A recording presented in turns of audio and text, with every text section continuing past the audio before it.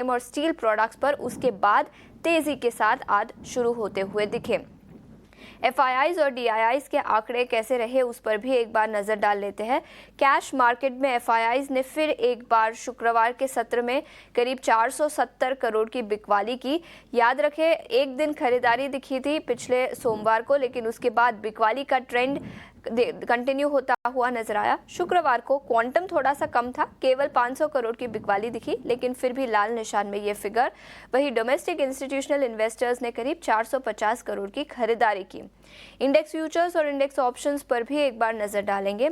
Index futures में 1100 करोड़ की बिकवाली, इंडेक्स ऑप्शंस में करीब 7900 करोड़ की खरीदारी, स्टॉक फ्यूचर्स में 480 करोड़ की खरीदारी, वही स्टॉक ऑप्शंस में करीब 8 करोड़ की खरीदारी शुक्रवार के सत्र में दिखी थी। एफएनओ बैन की बात करें तो याद रखें, पिछले हफ्ते वेडनेसडे, थर्सडे और फ्राइडे को कोई स्टॉक एफएनओ बैन में नहीं था, लेकिन आज एक स्टॉक को एफएनओ बैन में ऐड किया गया है और वो है मनप्पुरम फाइनेंस। तो एफएनओ बैन में ऐड किया गया, जिसके चलते मनप्पुरम फाइनेंस इस स्टॉक पर भी अपनी नज़र रखे। इसके अलावा शुक्रवार के बाजार की चाल की बात करें तो पिछले हफ्ते याद रखें, पूरे हफ्ते की बात करें तो निफ्टी करीब 1% की तेज़ी के साथ बंद होता हुआ नजर आया, लेकिन शुक्रवार को थोड़ी सी नरमी शुक्रवार के सत्र में दिखी थी। निफ्टी करीब 40 अंकों की गिरावट के साथ बंद हुआ, लेकिन लास्ट के 1 घंटे में अच्छी खासी रिकवरी निफ्टी और बैंक निफ्टी दोनों में दिखी थी।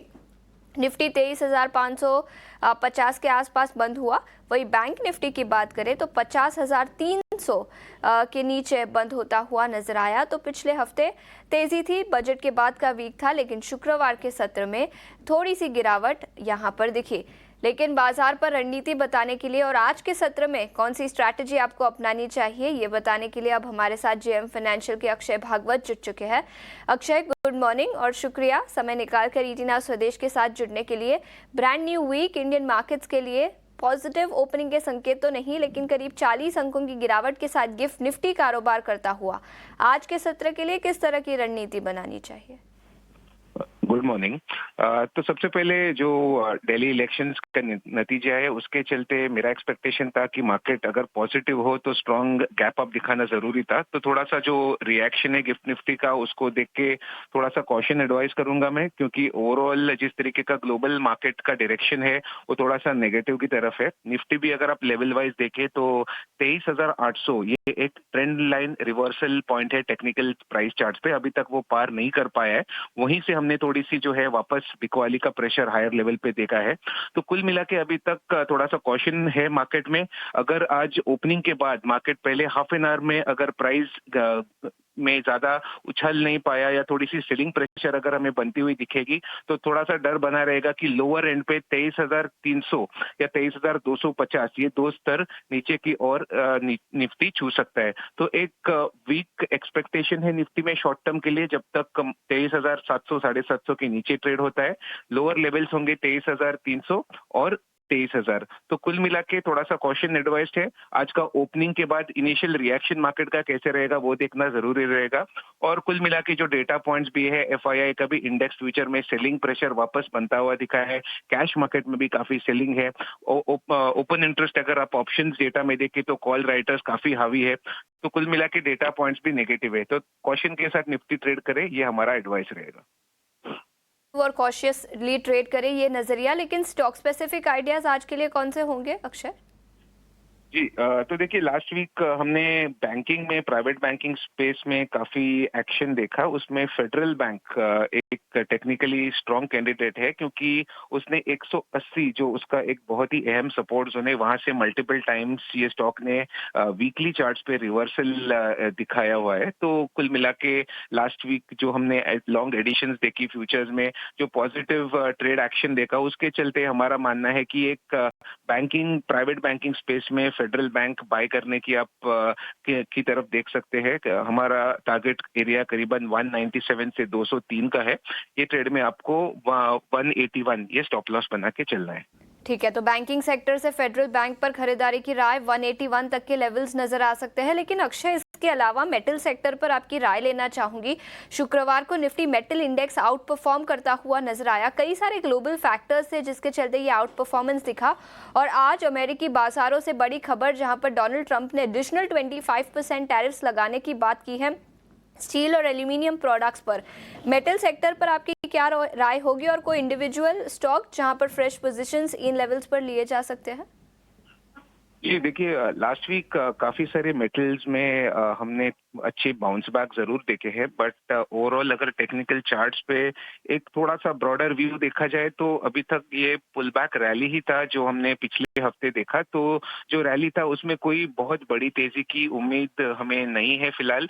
ट्रेडिंग की ओर से अगर देखें तो अभी भी अगर थोड़ा भी उछलता है मेटल्स तो हायर लेवल्स पे थोड़ी बिकवाली का डर है। और जो न्यूज का आपने अभी खुलासा किया है कि यूएस में डोनाल्ड ट्रंप ने टैरिफ्स बढ़ाया है मेटल्स पे, तो उसके चलते मुझे लगता है कि शायद आज वापस हमें मेटल्स पैक में थोड़ी सी जो है प्रॉफिट बुकिंग या हायर लेवल्स पे सेलिंग का प्रेशर बनते हुए दिखे। तो कुल मिला के बाइंग में जो अगर आपको कैंडिडेट्स ढूंढना है तो पहले तो थोड़ा सा स्टेबल होना जरूरी है। और उसमें जो स्ट्रॉन्गर नेम्स है मेटल पैक्स में वो है जिंदाल स्टील और जेएसडब्ल्यू स्टील। ये दोनों टेक्निकली थोड़ा स्ट्रॉन्गर प्लेस्ड है, पर थोड़ा सा वेट एंड वॉच वाला अप्रोच है। स्टेबिलिटी आना जरूरी है, उसके बाद ही अपना अब बाय पोजीशंस इन दो स्टॉक में बनाने के लिए सोच सकते हैं।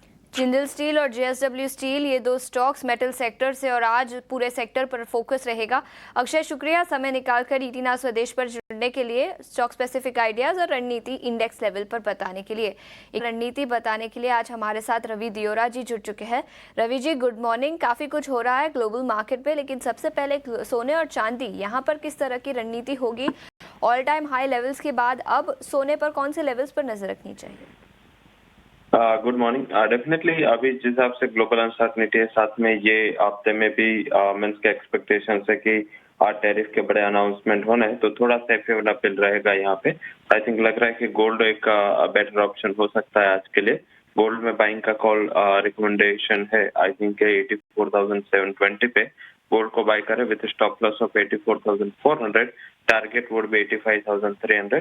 आई थिंक मुझे लग रहा है कि सिल्वर को थोड़ा सेलिंग रिकमेंडेशन रहेगा, क्योंकि जिस हिसाब से ड्यूटी के एक्सपेक्टेशन है शायद ग्लोबली मेटल्स में हाई लेवल पे प्रेशर आता हो दिखे तो आप वहाँ पे सेल कर सकते हो। पर इंट्राडे के लिए गोल्ड में बाय का रिकमेंडेशन रहेगा। इंट्राडे के लिए गोल्ड में खरीदारी करने की सलाह, लेकिन कच्चे तेल और नेचुरल गैस, यहाँ पर क्या रणनीति होगी? ब्रेंट क्रूड $75 पर बैरल के आसपास कारोबार करता हुआ।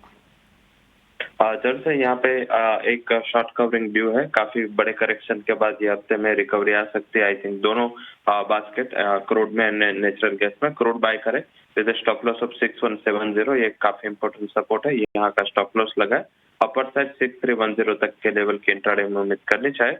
नेचुरल गैस में भी आज गैप अप ओपनिंग होगा, डिस्पाइट ऑफ दैट आप बाय कर सकते हैं। स्टॉप लॉस लगा है 289 का, 304 एंड 310 के टारगेट रहेंगे।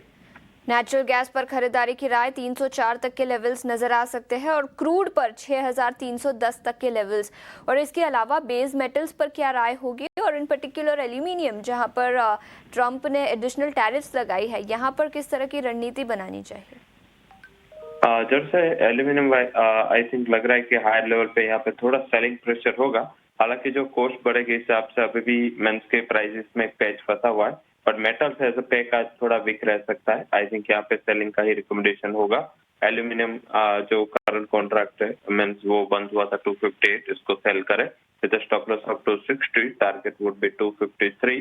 एंड कॉपर का आज लिस्ट में नाम नहीं आया, बट शायद लग रहा है कि जिस हिसाब से रेसिप्रोकल टैरिफ की बात है एंड आई थिंक ये थोड़ा नेगेटिव हो सकता है। कॉपर भी सेल करे with stop loss of 875, target would be 855। Copper पर बिकवाली की राय और ये नजरिया बेस मेटल्स पर। बहुत बहुत शुक्रिया रवि जी समय निकालकर हमारे साथ जुड़ने के लिए और कमोडिटी मार्केट पर अपनी रणनीति बताने के लिए। इतना ही समय